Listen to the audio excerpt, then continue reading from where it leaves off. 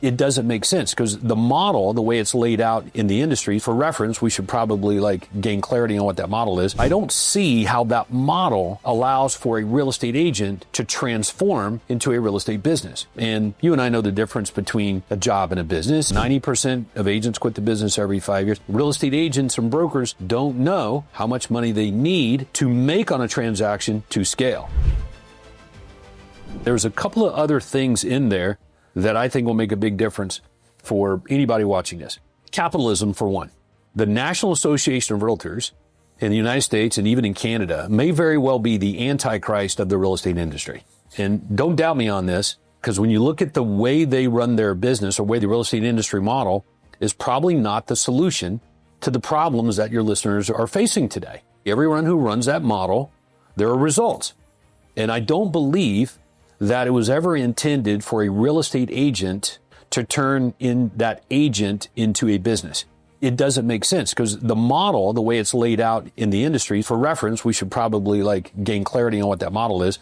Number one, somehow generate a lead, somehow get an appointment, list the home, jam it into MLS, hope that offers show up or wait on them, or if it sells, call them a past client. That's the industry model. I don't see how that model allows for a real estate agent to transform into a real estate business.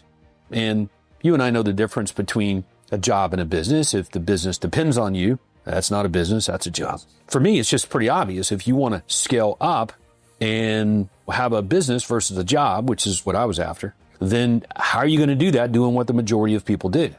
How they do things, because they're not able to achieve that. 90% of agents quit the business every 5 years. I saw some stat not too long ago, AJ, that said that 72% of real estate agents in the States last year, NAR members, didn't even sell a house. Why would we even listen to those people that are trying to tell us how we need to do things?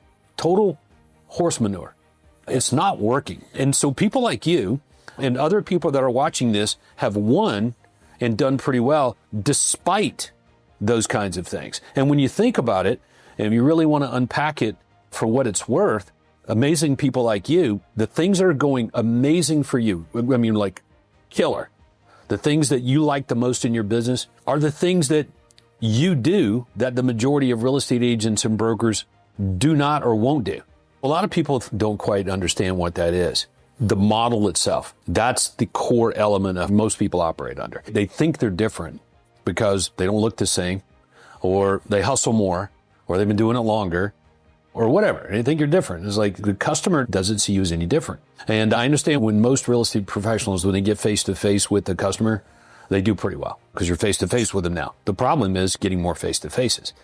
So differentiation and selection starts well before you ever get face-to-face with a customer. This is why most people only benefit from referrals. So unpacking that a little bit more, if it's true that the things that are amazing about your business are the things that you do that the majority don't or won't ever do, then the opposite is true. The things that you do not like about your business that gives you heartburn is a direct result of you continuing to do what too much and too like what the majority of real estate agents do. So it only goes to say that would obviously be true. I mean it when I say, and I use those words intentionally, National Association of Realtors, the industry models, make a list of what most of people do and do the inverse. And the reason I say those things that way, they're the antichrist of the industry and that sort of thing, is to drive it home. It's true. Is that if you want to fulfill your God-given potential, the things that the good Lord put us on the planet to do, go help a lot more people solve their problems, not limit it, but go help as many of them as you can. And when you can, it's like, well, that requires leverage. If I'm going to go help more people than I can help, I'm going to need leverage. And instantly then, if I need leverage, leverage comes at a cost. There's a price for that. There's an investment needed for leverage, leveraging with people, leveraging with technology, leveraging with marketing and development, and those, whatever it is. That kind of leverage requires something. So essentially, I'm taking, every time I grow, or want to grow, I'm taking a hat off my head, put it on somebody else's head or something else's head. And that requires an investment. So instantly then, real estate agents and brokers that have never been to where they're dreaming about, we got a big vision. I think God put me on here to do something special. So I'm going to go do it. I'm like, that's awesome. Have you ever done it before, what you're dreaming about? And most of the time, the answer is no. You don't know what it costs. You haven't done it before. That means you're going to get your butt kicked because you don't know what it costs. You're going to lose money and you're going to fail. And most people probably understand, like, there's probably some of that baked in, but I'm resilient and I'll figure it out. And I'm like, yes, but I want you to hear me. There's two things in life, especially in business, that you cannot afford to get wrong, according to Charlie Munger. It's very clear. You can't afford to lose time and you can't afford to lose money. And those combination together will wreck you. All right. So real estate agents and brokers don't know how much money they need to make on a transaction to scale. They just believe if I just sell more houses, I will have more money. Not everyone, but most. And the answer is, well, how's it working for you? Kind of thing. It seems like the more houses I sell, the more I have to be involved, that sort of thing. And I'm like, yeah, that's the problem. So understanding capitalization, how much money you need to make on a real estate transaction to scale, take those hats off your head and put them on somebody else's. You learn that really fast. So I learned that early on from my mentors. And it was like, look, whatever you think you should get paid on a deal to achieve what you want, the bigger your vision, the more you're going to need to make on a real estate transaction. So no problem.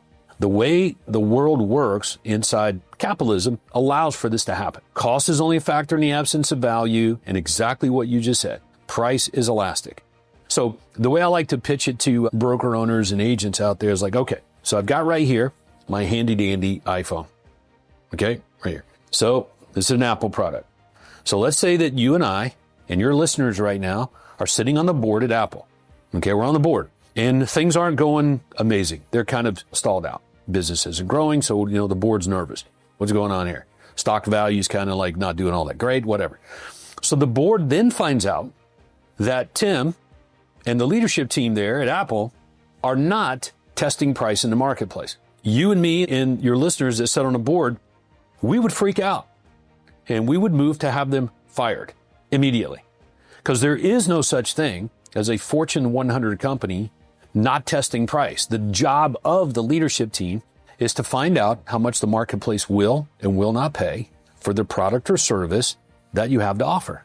It's exactly right. That's what you discover from testing price. So I don't know why real estate agents and brokers just accept whatever it is, 2.5% according to Real Trends as the average, and somehow believe that they're going to go from where they are to some influential business getting paid the same amount of money with people who are failing. It should be pretty obvious to everyone that you have a capitalization problem. People come at us, and you've heard it, they come at us with like, well, Todd, you don't understand. My customers are different. My marketplace is different. And we do business in 70 plus markets today. And I can tell you with certainty that every buyer and every seller wants the exact same friggin' thing in every market. It doesn't matter. And when you boil it down into a micro nutshell, they all want certainty, and which is not what the real estate industry offers. That's what you offer. And your business has gotten really good as a direct result of somehow figuring out how to offer and sell certainty to the marketplace. So I call it certainty as a unique selling proposition. It worked so well for me that we decided to call the real estate company that. Your home sold, the guaranteed realty, obviously, which I didn't know